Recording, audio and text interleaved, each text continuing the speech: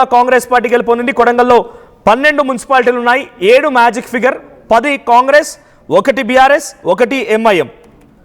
So దీన్ని డెఫినెట్గా ముఖ్యమంత్రి దాంట్లో 100కి 100% రేట్ రావాల్సి ఉంటుంది కదా.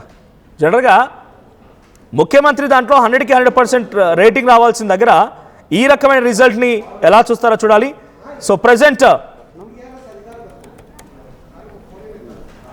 ఓ స్థానంలో బీఆర్ఎస్ పార్టీ, మరో స్థానంలో ఎంఐఎం గెలుపొందింది కొడంగల్లో. సో ఒకసారి మహబూబ్ నగర్ ఉమ్మడి జిల్లా చూద్దాం. ఉమ్మడి జిల్లా వ్యాప్తంగా ఎటువంటి సిచ్యువేషన్ ఉందనంటే, మహబూబ్ నగర్ ఉమ్మడి జిల్లాలో భూత్పూర్లో కాంగ్రెస్ గెలిచింది, దేవరకద్రలో కాంగ్రెస్ గెలిచింది, ఐజాలో బీఆర్ఎస్ గెలిచింది, వడ్డేపల్లిలో ఆల్ ఇండియా ఫార్వర్డ్ బ్లాక్ గెలిచింది. ఇప్పుడు కొడంగల్కి సంబంధించి చూస్తే కొడంగల్లో కాంగ్రెస్ గెలిచింది, కానీ ముఖ్యమంత్రి ప్రాతినిధ్యం వహిస్తున్న నియోజకవర్గం, ముఖ్యమంత్రి మున్సిపాలిటీలో బీఆర్ఎస్ పార్టీ ఒక అభ్యర్థిని గెలిపించుకోగలిగిందని అంటే డెఫినెట్గా కొంత టిపికల్ సిచ్యువేషన్ చూడాలి.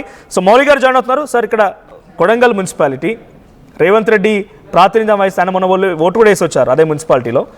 ఇక్కడ 12 సీట్లుంటే 100కి 100% రేటింగ్ అనుకున్నాం, కానీ 10 కాంగ్రెస్, 1 ఎంఐఎం, 1 బీఆర్ఎస్. ఎలా చూడాలి దీన్ని? ముఖ్యమంత్రి సక్సెస్గా చూడాలా? డెఫినెట్గా 12లో 10 అనేది చాలా ఫెనామినల్ నంబరు. అయితే ఇక్కడ మీరు అడుగుతున్నారు 100% రావాలి కదా, ఒక సీట్ అయినా ఎట్లా వెళ్ళింది, 2 సీట్లైనా వేరే పార్టీలకు ఎట్లా వెళ్ళినాయని. అయితే ఇక్కడ బీఆర్ఎస్ కానీ 0 కాదు. నిజానికి అక్కడ పట్నం నరేందర్ రెడ్డి ఉన్నారు, మాజీ ఎమ్మెల్యే ఉన్నారు. పట్నం నరేందర్ రెడ్డి అక్కడ చాలా పవర్ఫుల్ నాయకుడు, అంతకుముందు అక్కడ ఎమ్మెల్యే కూడా చేసిన నాయకుడు కాబట్టి చాలా బలమైన నాయకుడిగా చెప్పాలి పట్నం నరేందర్ రెడ్డిని. నిజానికి వాళ్ళు కొడంగల్కి సంబంధించి బీఆర్ఎస్ హోప్స్ పెట్టుకోలేదు, మున్సిపాలిటీ గెలుస్తామని వాళ్ళు ఆశ పడలేదు, కానీ ఇంతకంటే ఎక్కువ నంబర్సే వాళ్ళు ఎక్స్పెక్ట్ చేశారు. కనీసం 3 వార్డులో అయినా కూడా బీఆర్ఎస్ గెలుస్తుందని వాళ్ళు నమ్మకం పెట్టుకున్నారు.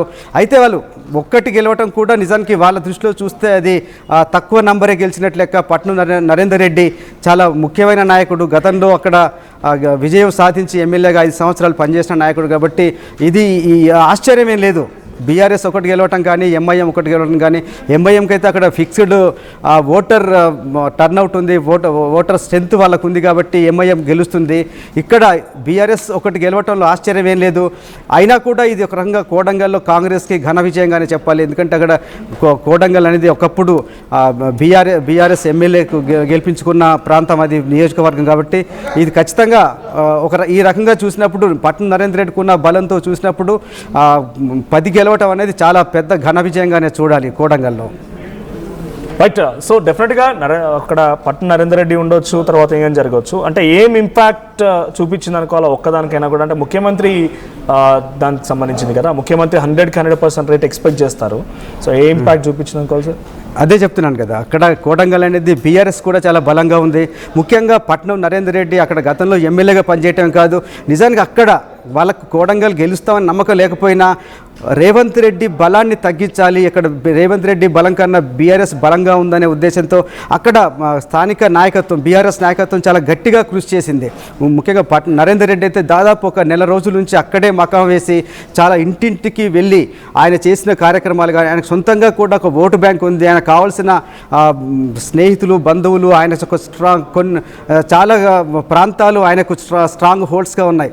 అక్కడే ఉన్నారు. నిజానికి రేవంత్ రెడ్డి కూడా వెళ్తున్నారు, అప్పుడు చాలా కార్యక్రమాలకు వెళ్తుంటారు, చాలా పండుగలకు వెళ్తుంటారు, అక్కడ ఆయన చదువుకున్న స్కూల్కి సంబంధించిన కార్యక్రమాలకు ముఖ్యమంత్రి వెళ్ళి వస్తుంటారు. కానీ ఎంతైనా అక్కడ నరేందర్ రెడ్డి స్థానికంగానే ఉంటూ చాలా ఈ ఎన్నికలను దృష్టిలో పెట్టుకొని చాలా కాలంగా అక్కడ పనిచేస్తూ వస్తున్నారు. ఆ రకంగా చూస్తే బీఆర్ఎస్కి ఇంకా 1-2 స్థానాలు రావాల్సిన స్థానాలే తగ్గిపోయినాయి అని చెప్పి బీఆర్ఎస్ భావిస్తోంది. ఇందులో ఏమాత్రం ఆశ్చర్యం లేదు. బీఆర్ఎస్కి 1 స్థానం రావటం అనేది చాలా సమంజసంగానే ఉంటుంది. ఎందుకంటే పట్నం నరేందర్ రెడ్డి కూడా అక్కడ చాలా బలమైన నాయకుడిగా ఉన్నాడు. అయినా కూడా అంత బలమైన నాయకుడిని ఫేస్ చేసి కూడా కాంగ్రెస్ 10 స్థానాలు గెలవటం అనేది చాలా గొప్ప విషయంగానే చూడాలి మనోజ్.